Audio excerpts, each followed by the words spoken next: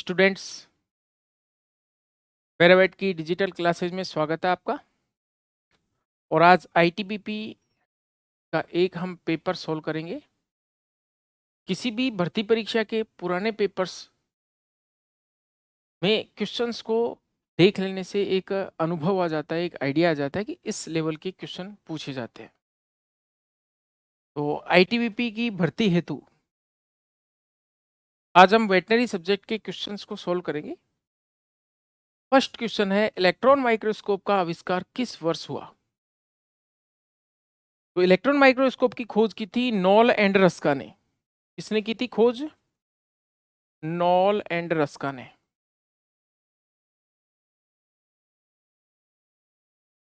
और कब की थी ये खोज? ये खोज की गई थी 1931 में, 1931। और फिर 1939 में, यानी जब द्वितीय विश्व युद्ध शुरू हुआ था, तब यह इलेक्ट्रॉन माइक्रोस्कोप मार्केट में आ चुका था। तो यहाँ पर इलेक्ट्रॉन माइक्रोस्कोप के आविष्कार की वर्ष पूछी गई है। तो आविष्कार किया था नॉल एंड रस्का ने 1931 में। नेक्स्ट क्वेश्चन है, एग यानी अंडा या बैक्टीरिया को उचित तापमान पर रखने के लिए किस उपकरण का उपयोग किया जाता है? ऑप्शन में दिया हुआ है रेफ्रिजरेटर, इंक्यूबेटर, ओवन और ये सभी। देखिए, रेफ्रिजरेटर क्या करता है? ये ठंडा करता है, किसी भी चीज का टेम्परेचर डाउन करता है। ओवन ओवन क्या काम आता है? ये गर्म करने के काम आता है। इंक्यूबेटर एक ऐसा उपकरण होता है, इस प्रकार बक्से नुमा, जो माइक्रोबायोलॉजी की लैब में भी होता है।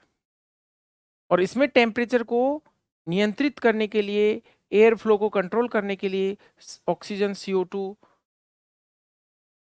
इन सभी की व्यवस्थाएं होती हैं।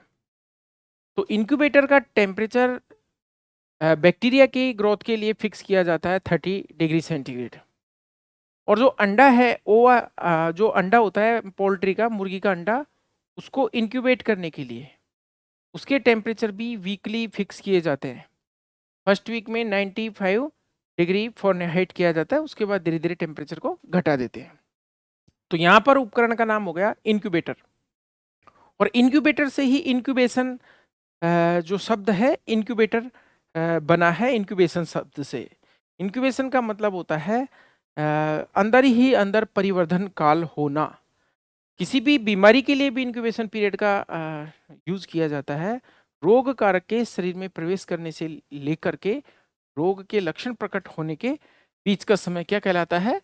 इंक्यूबेशन कहलाता है। अगला है, इलेक्ट्रोएन्सेफेलोग्राफी के लिए किसके लिए प्रयुक्त करते हैं? इलेक्ट्रोएन्सेफेलोग्राफी, एनसिफेलो वर्ड आता है ब्रेन के लिए, इलेक्ट्रो मतलब इलेक्ट्रिक और ग्राफी मतलब रिकॉर्ड करना। ईईजी जैसे हार्ट के लिए ईसीजी होती है, वैसे ही ब्रेन के लिए इस तरह की जो छोटी छोटी वेव्स होती हैं उनको रिकॉर्ड करने के लिए ईईजी का उपयोग किया जाता है। और मस्तिष्क की विद्युत उत्पन्न करने की, विद्युत तरंगे उत्पन्न करने की क्षमता को रिकॉर्ड किया जाता है। इससे मिर्गी और अन्य प्रकार की जो ब्रेन की इलेक्ट्रिक डिस्चार्ज से संबंधित जो बीमारियां हैं उनको डायग्नोस किया जाता है इससे। तो यहाँ पर उत्तर हो गया है इसका मस्तिष्क की क्रिया हेतु इलेक्ट्रोएन्सेफेलोग्राफी। नेक्स्ट क्वेश्चन है, कौन सा स्टेथोस्कोप का हिस्सा है? देखिए, स्टेथोस्कोप इस प्रकार का एक उपकरण होता है, इस तरह से। ये वाला जो होता है यहाँ पर गोल, इसको हम चेस्ट पीस भी बोलते हैं। हालांकि इसका उपयोग किसी भी अंग की आवाज सुनने में किया जा सकता है, इसको चेस्ट पीस बोलते हैं। और यहाँ पर ये डायफ्राम होता है, डायफ्राम होता है। और ये जो ट्यूब होती है, ये पाइप नुमा संरचना जो होती है, ये कैसी पाइप नुमा संरचना होती है? ये इस पाइप के अंदर निर्वात होता है, वैक्यूम होती है। इसको पंपिंग या ट्यूबिंग बोलते हैं। वैक्यूम पाइप, रबड़ का एक पाइप होता है। ये होते हैं ईयर पीस, कान में लगाने के लिए, ईयर पीस। और ये बाइफर्केशन पॉइंट होता है, इनको कान में लगाया जाता है। तो यहाँ पर ईयर टिप्स है, चेस्ट टिप है, डायफ्राम है, यानी स्टेथोस्कोप के पार्ट जो है ये सभी हो गए। तो आंसर आ गए सभी हिस्से स्टेथोस्कोप के दिए हुए हैं। स्टेथोस्कोप की खोज की थी रेने लेनेक ने। रेने लेनेक ने, ये साइंटिस्ट का नाम है रेने लेनेक, इन्होंने खोज की थी। और स्टेथोस्कोप का उपयोग ऑस्कल्टेशन में किया जाता है। ऑस्कल्टेशन का मतलब होता है आवाजें सुनना, शरीर के विभिन्न अंगों की आवाजें सुनना, और आवाज सुन करके बीमारी का निदान या उसको डायग्नोस करना क्या कहलाता है? ऑस्कल्टेशन कहलाता है। नेक्स्ट क्वेश्चन है, बॉलिंग गन का उपयोग किस में किया जाता है? तो बॉलिंग गन कैसी होती है? इस तरह से, इस तरह की होती है बॉलिंग गन। ये आपने देखी भी होगी, बंदूक की जैसी इस तरह से यहाँ पर पाइप नुमा संरचना होती है।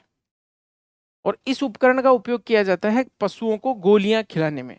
जो बोलस या टैबलेट्स जो पशुओं के मुंह में दी जाती है, जो ओरल डोजेज फॉर्म्स होती हैं, उनको खिलाने के लिए, उनको देने के लिए बॉलिंग गन का उपयोग किया जाता है। इसका जो प्रॉपर प्रोनाउंसिएशन इस प्रकार से, बॉलिंग गन। देखिए, बाल से बनाए बाल, जो हम घोड़ों को बड़ी गोली देते हैं, घोड़ों को बड़ी गोली देते हैं, उसे हम बाल कहते हैं। और जो गाय भैंसों को बड़ी गोली देते हैं उसको हम बोलते हैं बोलस, उसे हम बोलते हैं बोलस। तो ये क्वेश्चन हो गया। नेक्स्ट है, सामान्यतः माइक्रोस्कोप का अधिकतम मैग्निफिकेशन ओक्यूलर और ऑब्जेक्टिव लेंस के लिए कितना होता है? इस तरह की जो माइक्रोस्कोप की स्ट्रक्चर होती है आपने देखा होगा, और यहाँ पर स्टेज और ये इसका स्टैंड, इस तरह से दो प्रकार के लेंस का कॉम्बिनेशन होता है। इसको हम कंपाउंड माइक्रोस्कोप या फिर हम इसको लाइट माइक्रोस्कोप भी कह सकते हैं। आजकल ये बाइनोकुलर रूप में आ गया, दोनों आंखों से देखने वाला, और इसमें आजकल लाइट की व्यवस्था आती है। यहाँ पर विद्युत से चलने वाला, यहाँ पर जो यहाँ ऑब्जेक्ट होता है इसको देखने के लिए बल्ब जलता है लाइट वाला। तो ये वाला जो होता है ये लेंस है, वो कहलाता है आईपीस। आईपीस या ओकुलर लेंस कहते हैं इसको। इस वाले को बोलते हैं ऑब्जेक्टिव लेंस, क्योंकि ये ऑब्जेक्ट की तरफ होता है। यहाँ पर जिस चीज को देखनी होती है, जिस सूक्ष्म चीज को देखने है, उसको यहाँ पर स्टेज पे रखा जाता है। ये ऑब्जेक्टिव लेंस होता है। अब इसका मैग्निफिकेशन पावर जो होता है कंपाउंड माइक्रोस्कोप का, वो होता है M1 इंटू M2। देखिए, इसका मान लीजिए ये 10x का लेंस आपने यहाँ लगा दिया, यहाँ 40x का आपने यहाँ लगा दिया, तो ये वाला माइक्रोस्कोप कितना गुना करके दिखाएगा उसको? तो देखिए, M1 हो गया यहाँ पर magnification of lens first 10 into 40 is equal to 400। इस तरह के क्वेश्चन भी कई बार आ जाते हैं। एक इलेक्ट्रॉन माइक्रोस्कोप की क्षमता का आकलन कीजिए, जिसके एक लेंस की पावर दे देंगे, दूसरे की दे देंगे, इनको मल्टीप्लाई करा करके ये टोटल इसकी पावर निकाली जाती है। तो इसके जो लेंस होते हैं वो ज्यादातर देखिए इस प्रकार से कॉम्बिनेशन में होते हैं। एक तो होता है 10x जो कि सबसे हल्का होता है, दूसरा ज्यादातर होता है 40x, और तीसरा होता है 100x। ये होते हैं जिसमें मैक्सिमम जो पावर होती है 100x वाले की होती है, और 100x से डायरेक्ट नहीं देखा जा सकता। इससे सीडार वुड ऑयल होता है, एक लकड़ी का तेल होता है सीडार वुड ऑयल, और उस ऑयल के अंदर इस ऑयल इमर्जन में देखा जाता है 100x वाले को। यानी ये यहाँ पर आंसर हो गया 10x एंड 100x। देखिए, यहाँ पर आपको एक्स्ट्रा क्या चीज याद रखनी है? Total magnification power is equal to M1 into M2, cedar wood oil, oil immersion, और इस प्रकार से ये हम इसकी मैग्निफिकेशन पावर कैलकुलेट कर सकते हैं। नेक्स्ट, किसी दवा की 1 मिलीलीटर मात्रा को देने के लिए निम्न में से कौन सी सिरिंज का उपयोग करेंगे? देखिए, ऐसी सिरिंज का उपयोग करते हैं मेजरमेंट के लिए, ऐसे उपकरण का को यूज में लेते हैं जो निर्धारित मात्रा के लगभग उससे थोड़ा सा ही बड़ा है। जैसे हम कभी भी 1 मिलीलीटर को इंजेक्शन को लगाने के लिए 50 ml की सिरिंज नहीं यूज करेंगे, क्योंकि 50 ml की सिरिंज बड़ी हो जाती है, उसमें त्रुटि होने के चांसेस ज्यादा रहते हैं। तो 1 ml को नजदीकी कौन सी है उस सिरिंज से लगाएंगे। तो नजदीकी सिरिंज यहाँ पर 2 ml की है, क्योंकि आपको क्लियर कट दिख जाएगा। जैसे ये सिरिंज है, इस सीरीज में हमने 1 ml भरा, तो 1 ml यहाँ पर इस तरह से यहाँ तक आ जाएगा, और मान लीजिए 2 ml यहाँ तक है, तो ये इस तरह से, यानी हमको क्लियर कट विजिबल होगा, पूर्णतया हम इसको शुद्धता से और एक्यूरेसी से लगा सकते हैं। नेक्स्ट क्वेश्चन है, एक्स किरणों द्वारा ली गई विशेष फोटोग्राफ को क्या कहा जाता है? तो उसे कहा जाता है रेडियोग्राफ। देखिए, एक्स रे एक प्रकार की विकिरण होती हैं, विकिरणों को हम उपयोग में लेते हैं फोटोग्राफ लेने में। और फोटोग्राफ किसका लिया जाता है? शरीर का। शरीर के जो आंतरिक भाग हैं उनका फोटोग्राफ एक्सरे के द्वारा लिया जाता है, और इसमें मेनली फ्रैक्चर्स को देखा जाता है। ज्यादातर जो एक्सरे फोटोग्राफ का फिल्म का उपयोग किया जाता है फ्रैक्चर्स के लिए किया जाता है, बाकी तो चेस्ट एक्सरे भी किया जाता है, और कई प्रकार के, जैसे मान लीजिए हमको कोमल अंगों का हमको रेडियोग्राफ करना है, तो एक बेरियम मिल पिला दिया जाता है रोगी को भूखा रख करके, और उसको फास्टिंग करा करके पूरा आहार नाल को खाली करके उसको BaSO4 का घोल पिलाया जाता है। और फिर इससे हम आंत का भी एक्सरे कर सकते हैं, आंत का या आमाशय का भी एक्सरे कर सकते हैं। तो कहने का मतलब ये नहीं है केवल हड्डियों का ही एक्सरे होता है।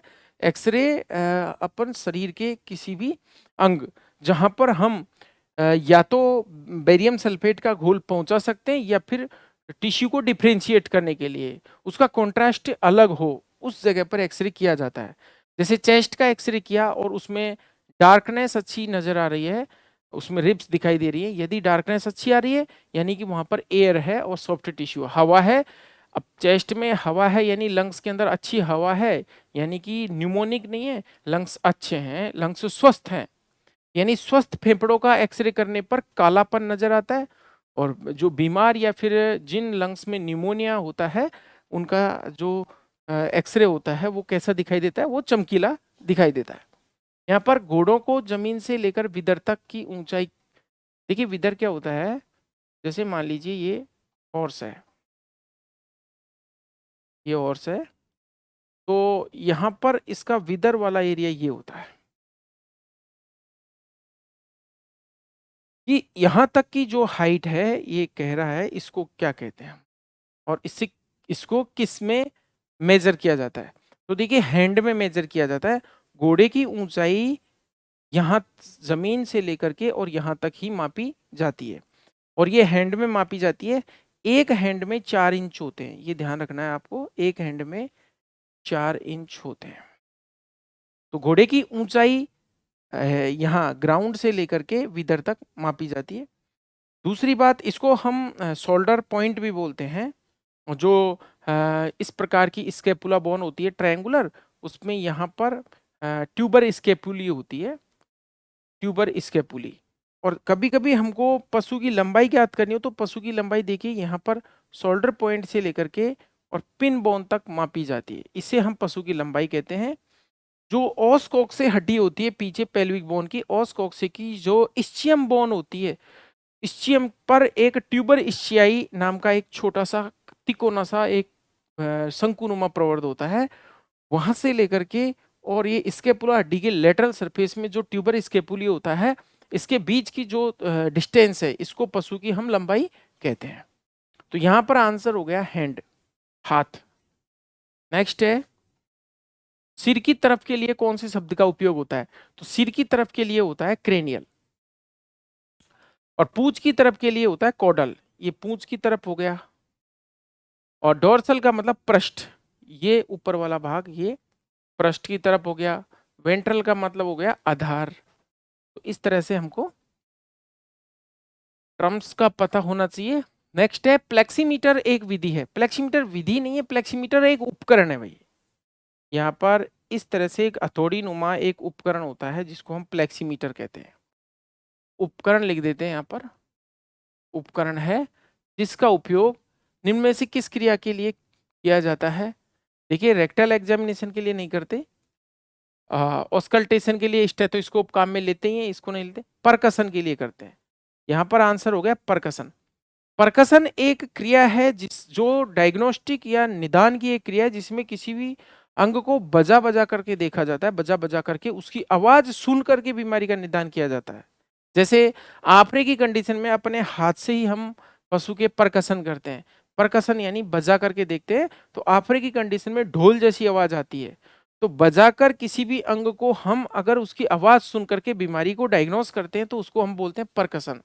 तो ये वाला जो हथौड़ी नुमा उपकरण होता है ये कहलाता है प्लेक्सीमीटर। क्या कहलाता है? प्लेक्सीमीटर। और प्लेक्सीमीटर का काम होता है बजा करके और आवाज सुनना। पेल्पेशन का मतलब होता है टटोलना, टटोलना। देखिए ये ऑस्कल्टेशन है, पेल्पेशन है, रेक्टल एग्जामिनेशन है, ये डायग्नोसिस के प्रकार है। डायग्नोसिस बेलोटमेंट होता है जिसमें हाथों की अंगुलियों को मुट्ठी बना करके और उदर गुहा में इस प्रकार से दबा करके निरीक्षण किया जाता है अंगों का, उसको बोलते हैं हम बेलोटमेंट। तो ये सारे तरीके हैं डायग्नोसिस के। नेक्स्ट है यूरिनरी ब्लैडर या जो मूत्राशय होता है इसके परीक्षण को एंडोस्कोप द्वारा। एंडोस्कोप क्या होता है? एंडो मतलब अंदर, स्कोप मतलब देखना। अंदर के अंगों को देखने के लिए इस तरह का एक प्रोब होता है, इसमें कैमरा फिट होता है। जैसे मान लीजिए आमाशय का निरीक्षण करना है, उसमें अल्सर है कि नहीं, तो मुंह में होकर के इसको डाल दिया जाता है कैमरे को, और अंदर का विजन स्क्रीन पर, मॉनिटर पर दिखाई देता है। तो यहाँ पर एंडोस्कोप किसका करवाया जा रहा है? यूरिनरी ब्लैडर का। तो उसको क्या बोलते हैं? उसको बोलते हैं सिस्टोस्कोपी। क्योंकि सिस्टो वर्ड किसके लिए आता है? मूत्राशय के लिए आता है सिस्टो। जैसे सिस्टाइटिस है, मूत्राशय की सूजन, सिस्टोस्कोपी है। सिस्टोलिथ है, यदि इसमें पथरी हो जाती है तो उस कंडीशन को सिस्टोलिथ बोलते हैं। यदि मूत्राशय फट जाता है और उसकी रिपेयरिंग करते हैं शूचरिंग द्वारा तो उसको बोलते हैं सिस्टोरेफी। रेफी मतलब मरम्मत करना। तो सिस्टोसेंटेसिस, सुई द्वारा मूत्राशय में से तरल पदार्थ को निकालना कहलाता है सिस्टोसेंटेसिस। तो इससे कई सारे टर्म्स बन रहे हैं। कोलोनोस्कोपी क्या होता है? कोलोन का निरीक्षण करना। प्रोक्टोस्कोपी का मतलब होता है गुदा। प्रोक्टो वर्ड किसके लिए आता है? प्रोक्टो ये आता है गुदा के लिए, एनएस के लिए। तो प्रोक्टोस्कोपी का मतलब गुदा का निरीक्षण करना। कोलोनोस्कोपी का मतलब कोलोन जो कि बड़ी आंत का सेकंड भाग होता है, सीकम, कोलोन और रेक्टम, उसका निरीक्षण करना। तो ये क्वेश्चन हो गया। नेक्स्ट है सांस लेने में उत्पन्न आवाज एवं दिल की आवाजों को सुनने के लिए क्या उपयोग में लिया जाता है? उसके लिए स्टेथोस्कोप उपयोग में लिया जाता है। बिल्कुल सिंपल बात है, अभी आ भी चुका। नेक्स्ट क्वेश्चन है ऐसा पशु जिसके सभी दांत गिर गए हों उसे क्या कहते हैं? उसे गमर कहते हैं। ये मैनेजमेंट का प्रश्न है। और ऐसा पशु जिसका दांत टूट गया हो, एक या दो, उसको बोलते हैं broken mouth, broken mouth condition. और ऐसे पशु जिसके सारे अस्थायी दांत गिर गए हों और उसके बाद स्थायी आ गए हों, तो स्थायी आने की स्थिति को उसको बोलते हैं अपन full mouth condition, full mouth condition. तो इस तरह से दांतों के आधार पर भी पशु की उम्र निर्धारित की जा सकती है। तो गमर, गमर का मतलब जिसके सारे दांत टूट गए हों। नेक्स्ट है कुत्तों में हार्टवर्म। हार्टवर्म का जो इन्फेक्शन हो जाता है, हार्टवर्म कौन सा होता है? कुत्तों के अंदर होता है डायरोफाइलेरिया, डायरोफाइलेरिया इमिटिस, ये होता है कुत्तों का हार्टवर्म। इसका इन्फेक्शन के लिए कौन सी दवा अच्छी होती है? तो ये होती है मिलेरोमाइसिन, ये वाली, यहाँ पर मिल्वेमाइसिन दिया हुआ है। तो ये मिलेरोमाइसिन जो होती है ये सबसे अच्छी चयनित दवा होती है। देखिए पाइपराजिन का उपयोग एस्केरियोसिस में किया जाता है, एस्केरिस को मारने में किया जाता है।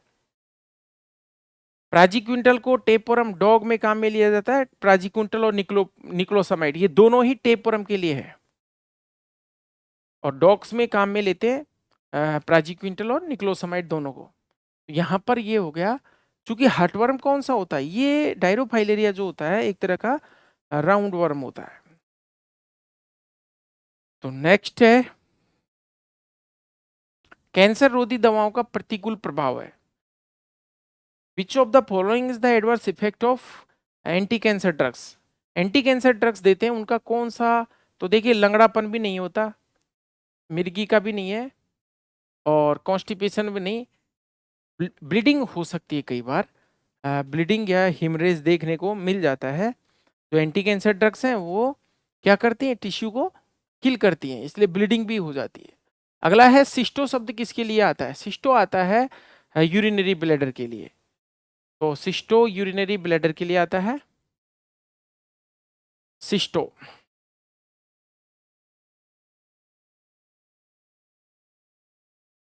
नेक्स्ट क्वेश्चन है, निम्न में से विषाणु जनित बीमारी कौन सी है? वायरल डिजीज कौन सी है?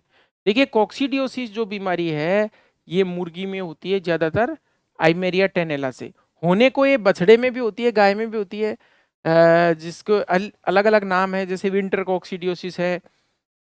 मुर्गी के अंदर जो होती है जिसको बोलते हैं सीकल कोक्सीडियोसिस, इंटेस्टाइनल कोक्सीडियोसिस भी होती है। लेकिन ये क्या है, ये प्रोटोजोआ जनित, कौन सा प्रोटोजोआ होता है? आइमेरिया प्रोटोजोआ जनित है, उस प्रोटोजोआ को कहते हैं आइमेरिया। और मुर्गी में जो सीकल कोक्सीडियोसिस होता है वो आइमेरिया टेनेला से होता है। जो विंटर कोक्सीडियोसिस होता है वो आइमेरिया जूर्नी से होता है।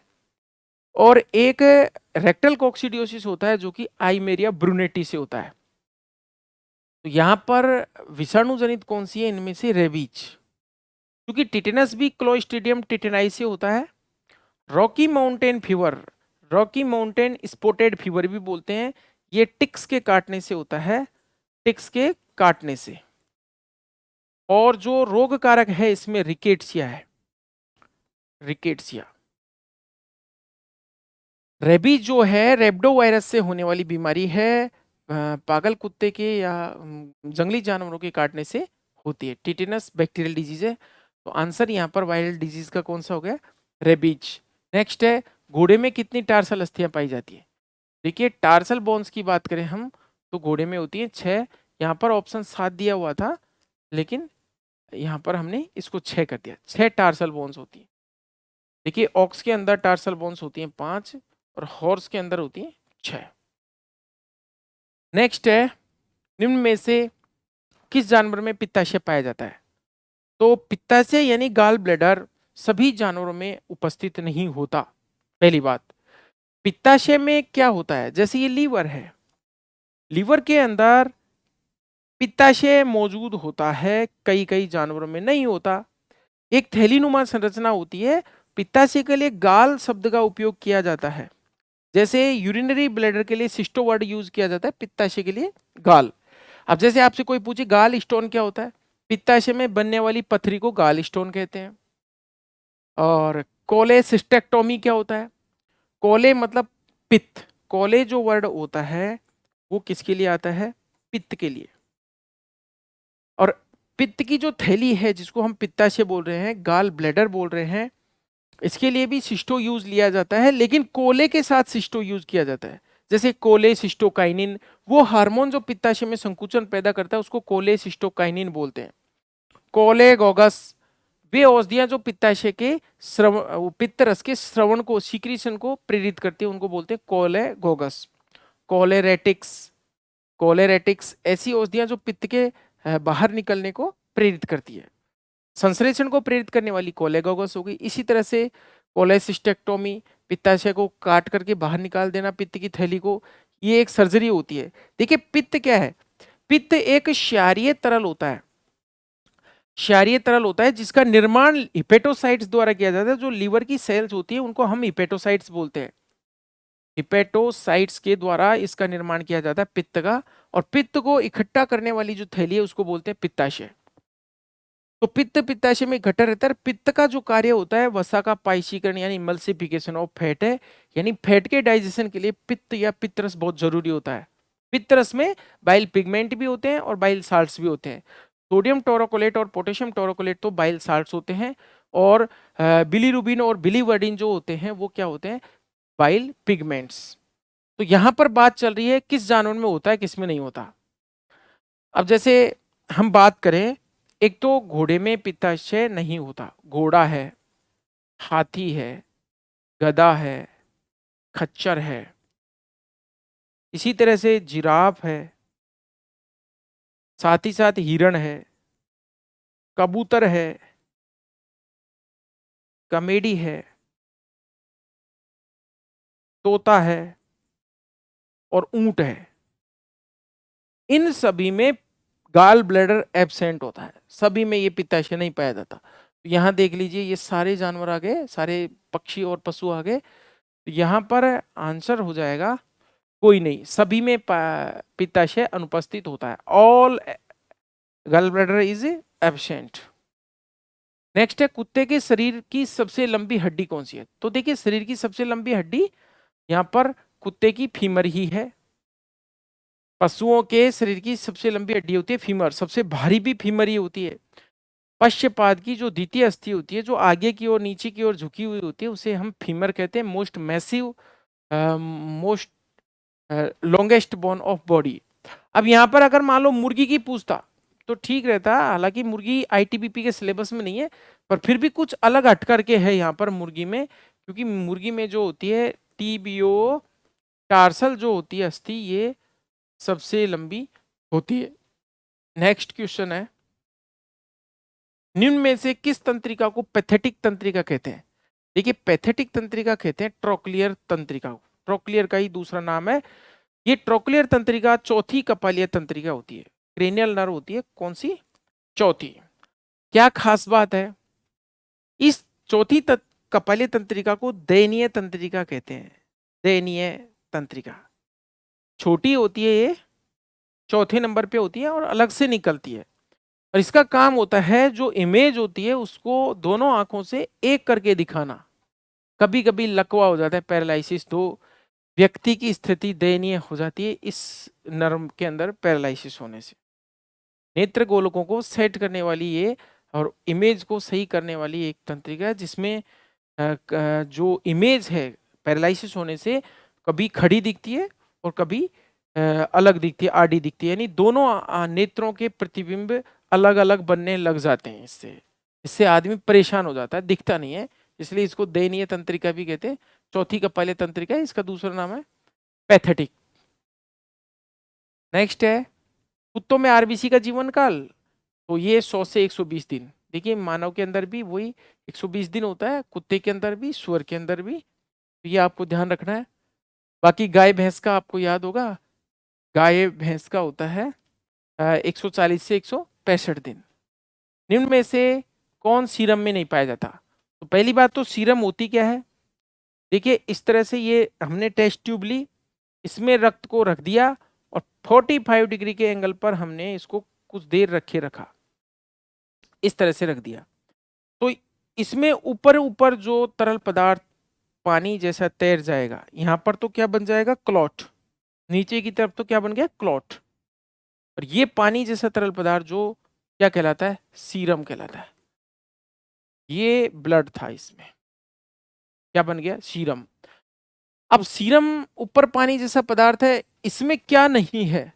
तो ऑप्शन में एल्ब्यूमिन, ग्लोबुलिन, फाइब्रिनोजन। देखिए रक्त का थक्का बनाने वाली जो प्रोटीन है वो है फाइब्रिनोजन, और फाइब्रिनोजन जो प्रोटीन है वो रक्त का थक्का बना करके आरबीसी डब्ल्यूबीसी को लेके नीचे पड़ गई, बाकी पानी जैसा तरल ऊपर है, तो फाइब्रिनोजन सीरम में नहीं पाया जाता। नेक्स्ट है एनोरेक्सिया क्या होता है? एनोरेक्सिया का मतलब होता है भूख की कमी।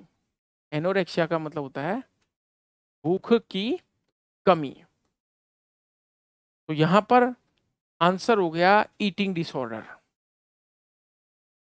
नेक्स्ट क्वेश्चन है, निम्न में से कौन जीवाणु जनित रोग है? कौन सा? Which of the following is bacterial disease? Leptospirosis.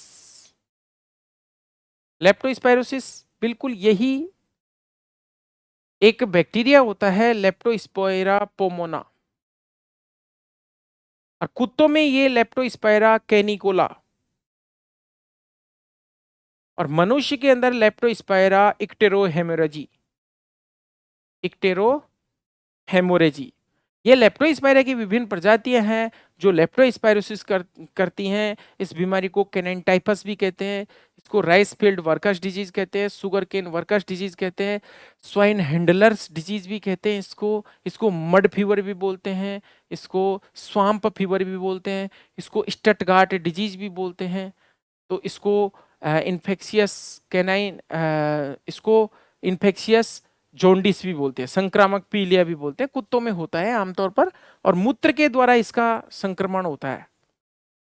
मूत्र के द्वारा इसका संक्रमण होता है। तो जीवाणु जनित कौन सा हो गया? First, Leptospira. अगर बात करें कैसा है, ग्राम पॉजिटिव नेगेटिव है, तो एक ग्राम नेगेटिव जीवाणु होता है। नेक्स्ट क्वेश्चन है, निम्न में से कौन सा उपापचय रोग यानी चयापचय रोग यानी मेटाबॉलिक डिजीज रक्त में शर्करा की कमी करता है?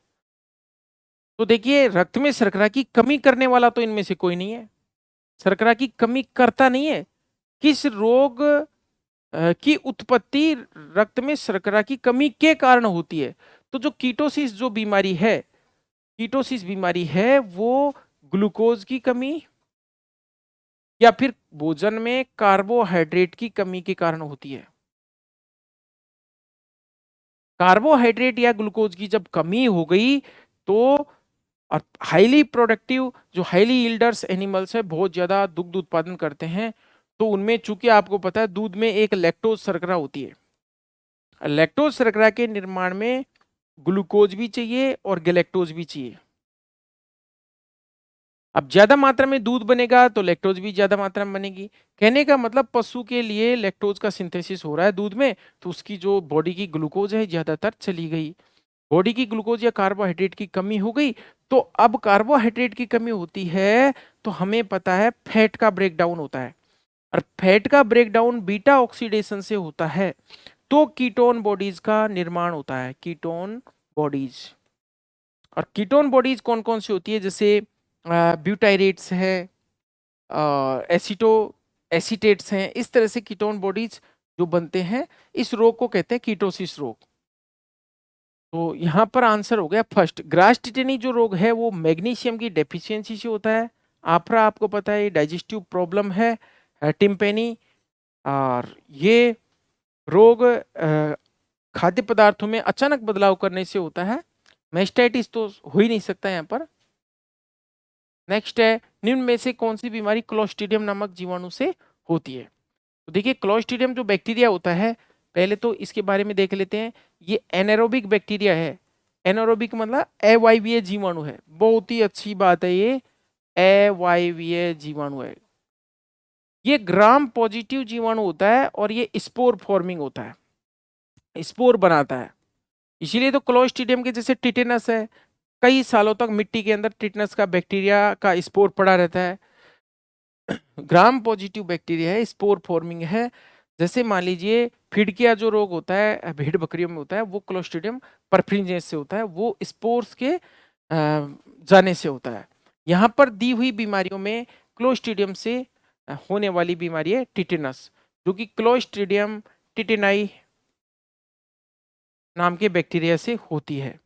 और ये बैक्टीरिया घाव के माध्यम से घुस जाता है इसके स्पोर्स, और शरीर में जाकर के टिटेनोलाइसिन और टिटेनोस्पाज्मिन नाम के रासायनिक पदार्थ स्रावित करता है, जिससे तंत्रिका तंत्र और पेशियां अकड़ जाती हैं। मेनली मसल्स क्या हो जाती हैं? अकड़ जाती हैं।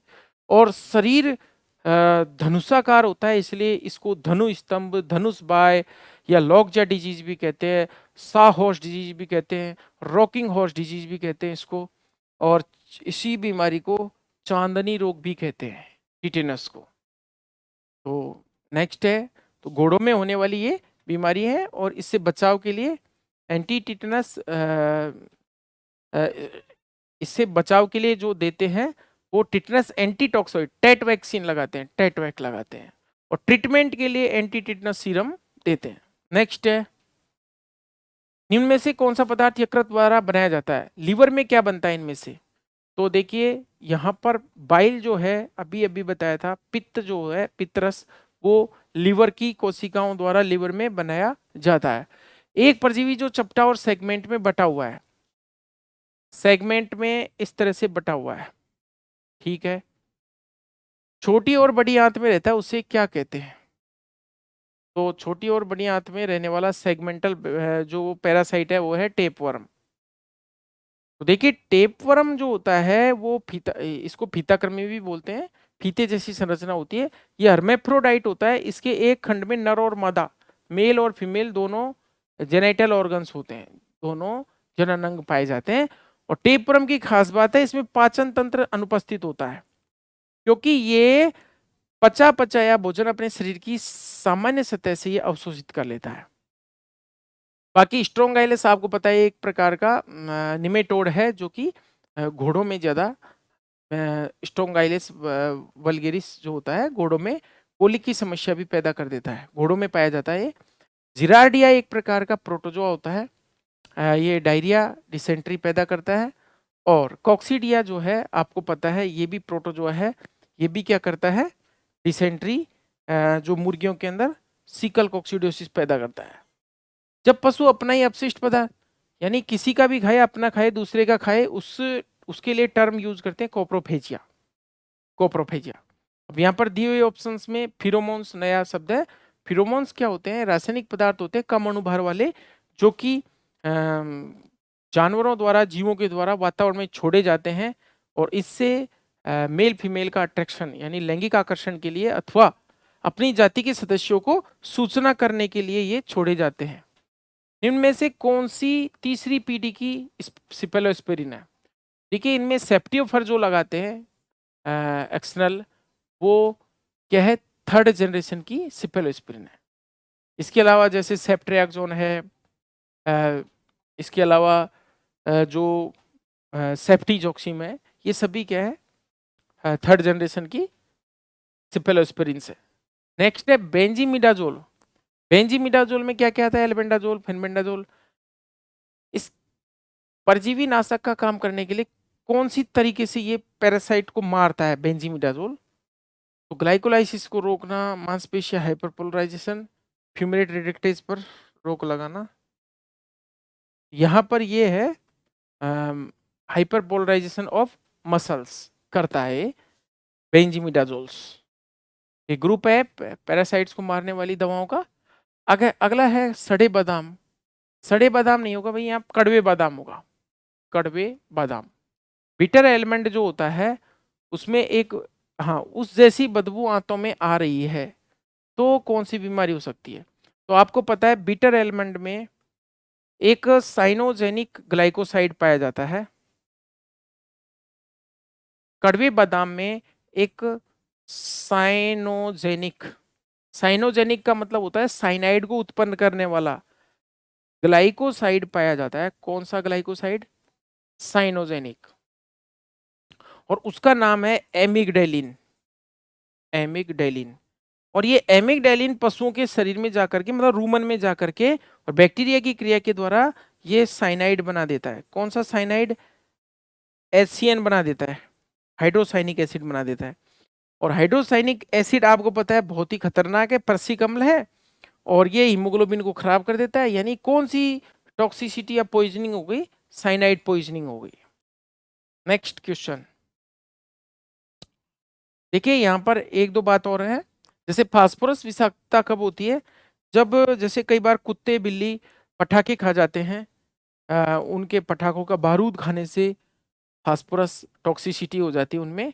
ऐसे ही सेलिनियम टॉक्सिसिटी भी, सेलिनिफेरस प्लांट्स होते हैं जैसे एस्ट्रागिलस है, इस प्रकार के पौधों को खाने पर हो जाता है। सेलिनियम जो टॉक्सिसिटी है वो भी 3 प्रकार की होती है, एक्यूट, सब एक्यूट और क्रोनिक। क्रोनिक वाली जो टॉक्सिसिटी है उसको हम एल्गली डिजीज बोलते हैं, सब एक्यूट वाली को बोलते हैं हम ब्लाइंड स्टेगर्स। सेलिनियम की, मरकरी की जो पॉइजनिंग होती है, जिसको हम मरकरी आपको पता है Hg, पारा। और पारे की जो विषाक्तता ज्यादातर होती है, सोना और पारा एक जगह निकलते हैं खानों से। यानी जैसे सोना, जहाँ पर सोने की खुदाई होती है उसके आसपास पारा भी मौजूद होता है, मरकरी। तो मरकरी की विषाक्तता सोने की खदानों के खानों के आसपास चरने वाले जानवरों में, वहां पर घास जो खाते हैं उनमें हो जाती है। नेक्स्ट है आंख के संक्रमण के अधिकांशतः प्रयोग होने वाले सल्फोनामाइड्स। मतलब कौन सी इनमें से सल्फोनामाइड है जो आई इन्फेक्शन में काम आती है? सल्फापाइरिडिन को ज्यादातर काम में लेते हैं आईज के लिए। नेक्स्ट है पैथिडीन की ओवरडोज। देखिए पैथिडीन, मेथाडोन, ये ओपियोइड है, तो ओपियोइड्स की ओवरडोज के लिए नेलोक्सोन या नेल्ट्रोक्सोन काम में लेते हैं, नेलोक्सोन या नेल्ट्रोक्सोन, नेल्ट्रोक्सोन काम में लेते हैं। तो आंसर हो गया सेकंड। नेक्स्ट है इनमें से एंटी माइकोप्लाज्मल एंटीबायोटिक कौन सी, यानी कौन सी एंटीबायोटिक माइकोप्लाज्मा को मारती है? तो ये टियामिनिल जो है ये एंटी माइकोप्लाज्मल है। इसके अलावा टाइलोसिन भी आपको याद रखनी पड़ेगी। टाइलोसिन बहुत अच्छी माइकोप्लाज्मा को मारने वाली एक ड्रग ऑफ चॉइस कह सकते हो आप। इसके अलावा जो टेट्रासाइक्लिन है वो भी इफेक्टिव है। क्लोरामफेनिकोल ज्यादा इफेक्टिव।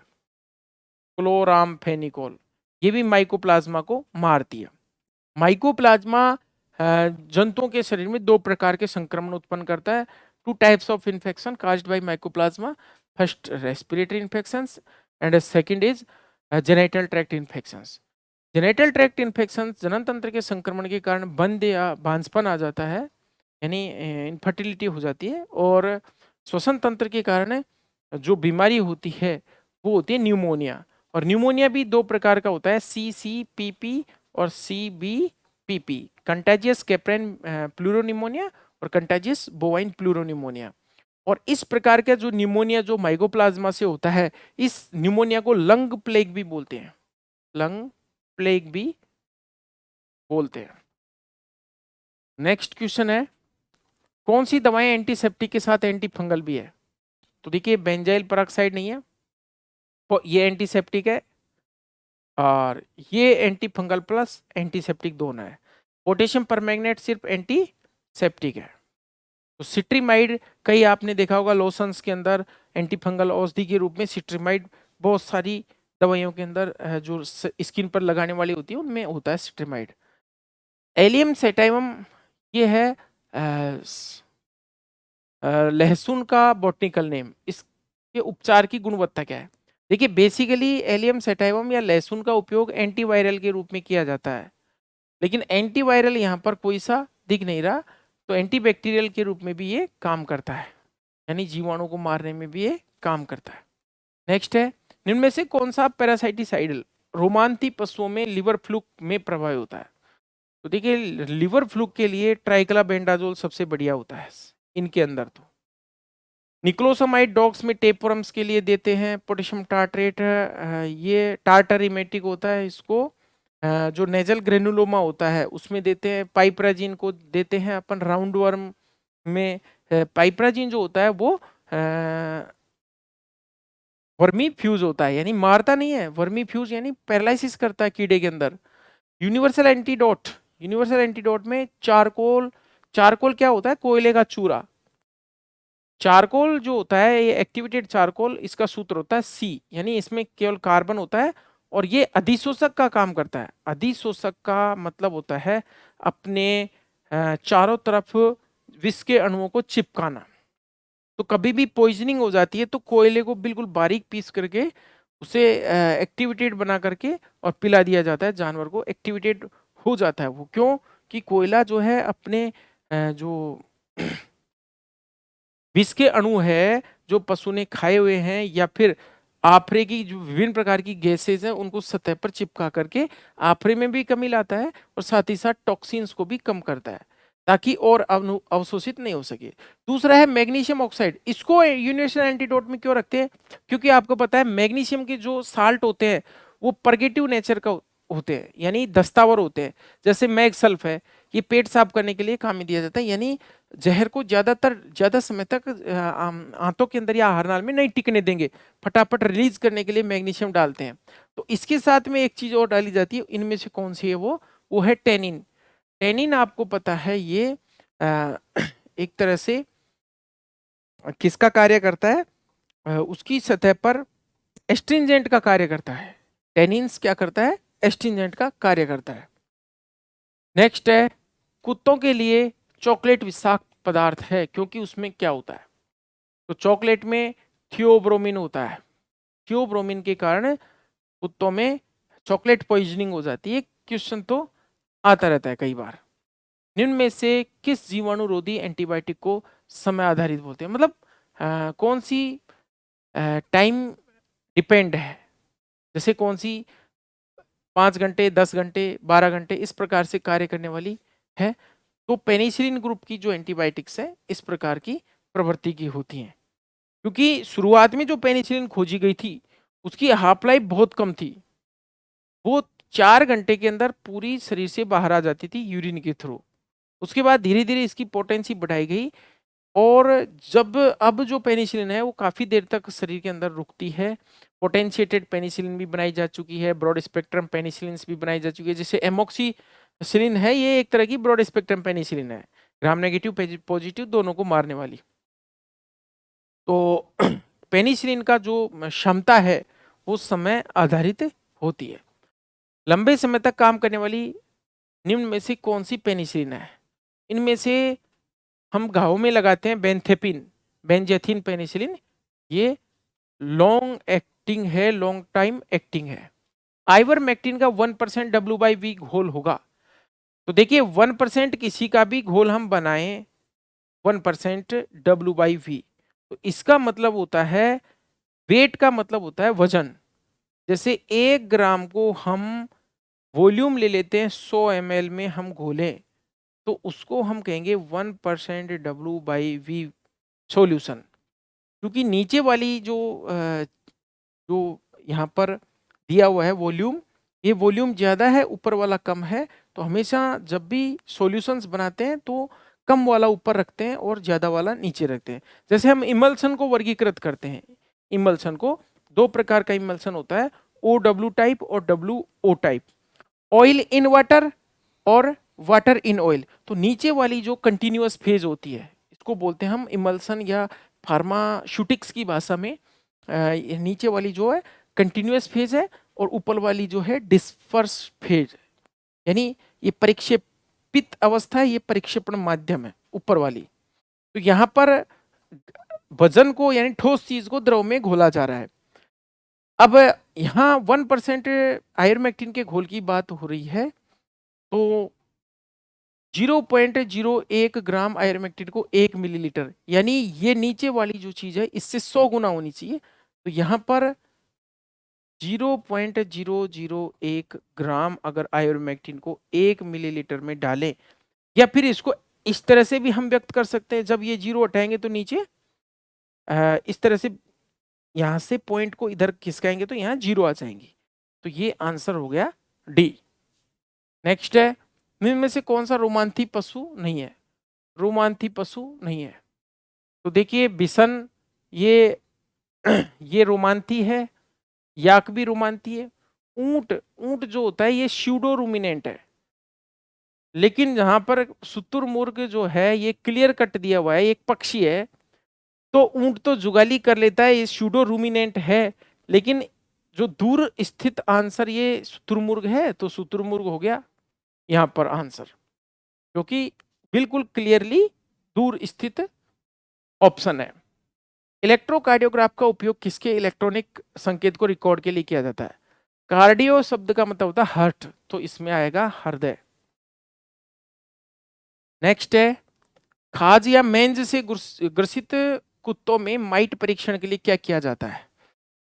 तो जो खुरचन का स्किन स्क्रैपिंग बोलते हैं इसको, स्किन स्क्रैपिंग,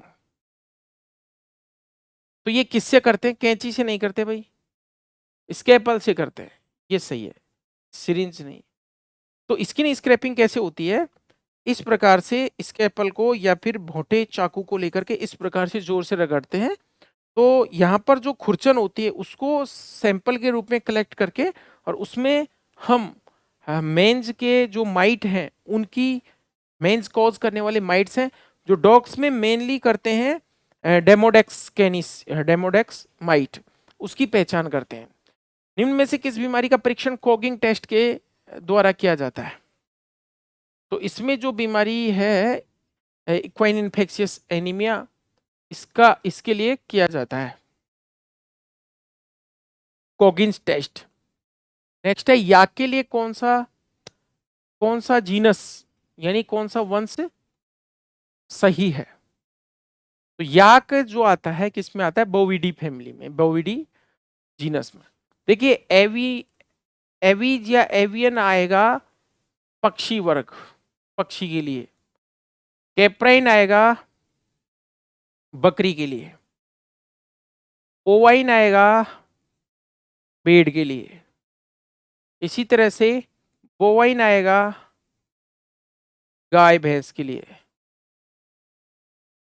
स्वाइन अथवा पोर्साइन, दोनों ही आएंगे किसके लिए? सुअर के लिए। सुअर के लिए दोनों शब्द आएंगे, स्वाइन और पोर्साइन। इसी तरह से इक्वाइन, इक्वाइन किसके लिए आएगा? ये आएगा घोड़े के लिए। इसी तरह से लेपाइन, लिपस रूपिकाडेट जो कि खरगोश, खरहा जो होता है उसका नाम होता है खरगोश का, तो लेपाइन आएगा खरगोश के लिए। ऐसे ही गैलाइन अगर दे दे, गैलिनी, गैलाइन दे दे तो ये आ जाता है मुर्गी के लिए, मुर्गी के लिए। इसी तरह से कैनाइन हमने नहीं लिखा, कैनाइन आता है कुत्ते के लिए, कैनाइन किसके लिए आता है? कुत्ते के लिए। इसी तरह से फेलाइन, फेलाइन आता है बिल्ली के लिए। तो ये इस तरह की टर्म्स आती रहती हैं, इंपॉर्टेंट है। एवियन, कैप्राइन, ओवाइन भेड़, बोवाइन गाय भैंस, स्वाइन या पोर्साइन सुअर, इक्वाइन घोड़ा, लेपाइन खरगोश, गैलाइन मुर्गी, कैनाइन कुत्ता, फेलाइन बिल्ली। तो ये आपके ITBP head constable dresser veterinary के लिए जो 50 क्वेश्चंस थे वो फिनिश हुए। इसी तरह से हम प्रश्नों की श्रृंखला जारी रखेंगे। धन्यवाद।